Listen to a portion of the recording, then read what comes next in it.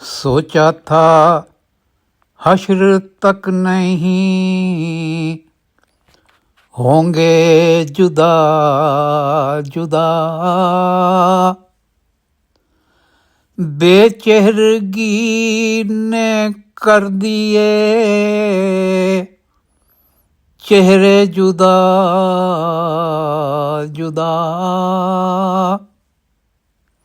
बेचेहरगी ने कर दिए चेहरे जुदा जुदा, और सफ्तर मकाम आ गया शायद जहां से अब, उस संग दिल से होवेंगे